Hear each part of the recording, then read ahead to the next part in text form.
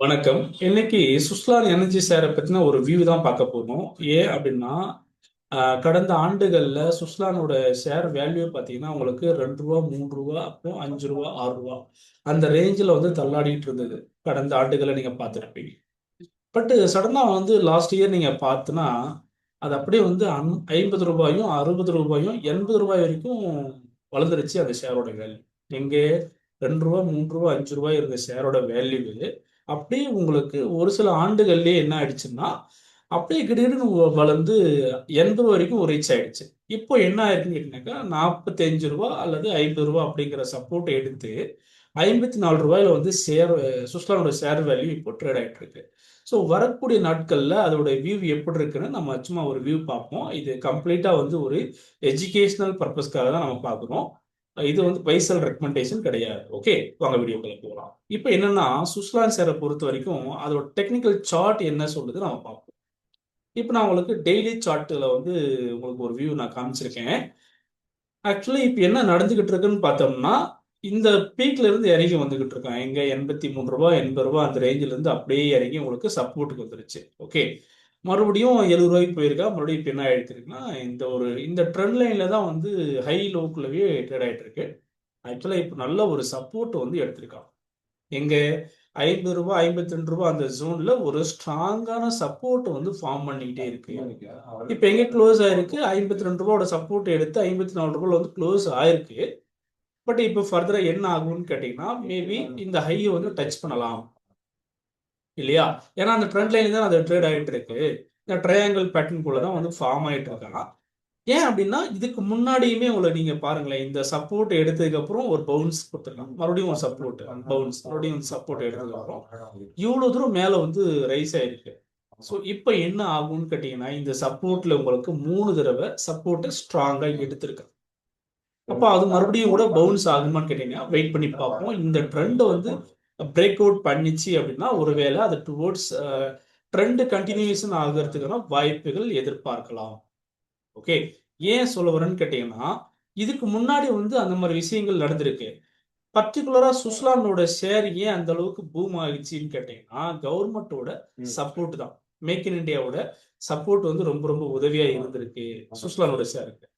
ஏன் அப்படின்னு கேட்டீங்கன்னாக்கா, கவர்மெண்ட் வந்து ரொம்ப ரொம்ப சப்போர்ட்டிவா இருக்கு. இந்தியாவோட டார்கெட் என்னன்னு கேட்டீங்கன்னா, விண்ட் எனர்ஜியும், சோலார் எனர்ஜியோட கெப்பாசிட்டியும் இன்கிரீஸ் பண்ணணும் அப்படிங்கிறது அவங்களுடைய டார்கெட்.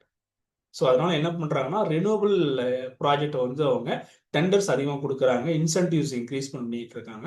பாலிசி சப்போர்ட் நல்லா இருக்கு. இதனால என்ன இருக்குன்னா, சுஸ்லான் வந்து பிக்கெஸ்ட் பெனிஃபிட்ஸ் ஆகுது. ஸோ சுஸ்லானுக்கு பல ஆண்டுகளுக்கான ஆர்டர்ஸ் வந்து ஆல்ரெடி புக் ஆயிடுச்சுங்கிறான். 6+ ஜிகாவாட்ஸ் வந்து உங்களுக்கு ஆர்டர்ஸ் புக் ஆயிடுச்சு. அப்போ என்ன ஆகும்னா, ஃபியூச்சர் ரெவென்யூ வந்து விசிபிலிட்டி நல்லா கிளியரா இருக்கு. பிசினஸ் ஸ்டெபிலிட்டி வந்து ஸ்ட்ராங்கா இருக்குன்னு சொல்லிட்டான். புரியுதுங்களா? ஆல்ரெடி வந்து ஃபியூச்சருக்கான ஆர்டர்ஸ் வந்து புக் ஆயிடுச்சு. அப்போ உங்களுக்கு வந்து பிளான்ட் எக்ஸ்பேன்ஷனும் அவங்க பண்ண போறாங்க. அது வேற பண்றதுனால உங்களுக்கு குரோத் எதிர்பார்க்கலாம் அப்படிங்கிறது தான் வந்து ஃபண்டமெண்டலான ஒரு நியூஸ். என்ன சார் இப்படி சொல்றீங்க? இதுல இந்த சுஸ்லான் தான் வந்து ஏகப்பட்ட கடன்ல இருக்கு. இதுக்கு முன்னாடி வந்து நிறைய கடன்ல மாட்டிக்கிட்டு இருந்தது அப்படின்னு நீங்க சொல்லலாம். ஒரு கட்டத்துல இருந்தது. எப்போ ஒரு 2, 3 இயர்ஸ்க்கு முன்னாடி நீங்க பார்த்திருப்பீங்க. அது வந்து ரூ. 5 ரூ. 6 அந்த ரேஞ்சில இருக்கும்போது உங்களுக்கு கடன் அதிகமா தான் இருந்தது. பட் அதுக்கப்புறம் நல்லா குரோத் குடுத்ததுனால உங்களுக்கு கடன் வந்து ஆல்மோஸ்ட் குறைஞ்சிருச்சு. 73,000 கோடி கேபிட்டல் இருக்கக்கூடிய இந்த ஷேர் இன்னைக்கு ஆல்மோஸ்ட் உங்களுக்கு 700 கோடிக்கு தான் கடன் வச்சிருக்காங்க. ரொம்ப ஒண்ணும் இல்ல. ஓகே. ஆல்மோஸ்ட் நல்லாவே குறைஞ்சிருச்சு.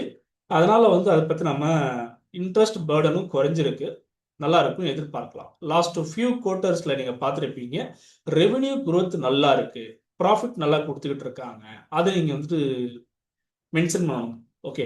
அடுத்ததா பார்க்கணும்னு பார்த்தீங்கன்னாக்கா, FY 27க்குள்ள 73 ஜிகாவாட்ஸ வந்து டார்கெட் வச்சிருக்காங்க. அப்போ இதோட குரோத் எப்படி இருக்கும் அப்படிங்கிறது நீங்க கற்பனை பண்ணி பாருங்க. இன்னைக்கு தேதியில ரூ. 54 இருக்கக்கூடிய இந்த சுஸ்லானோட ஷேர் ஒருவேளை வரக்கூடிய ஆண்டுகள்ல 73 ஜிகாவாட்ஸ் வந்து இவங்க ரீச் பண்றாங்கன்னு வச்சுப்போம். அப்போ இதோட மார்க்கெட் வேல்யூ எப்படி இருக்கும் அப்படிங்கிறத நீங்க தான் கற்பனை பண்ணி பார்க்கணும்.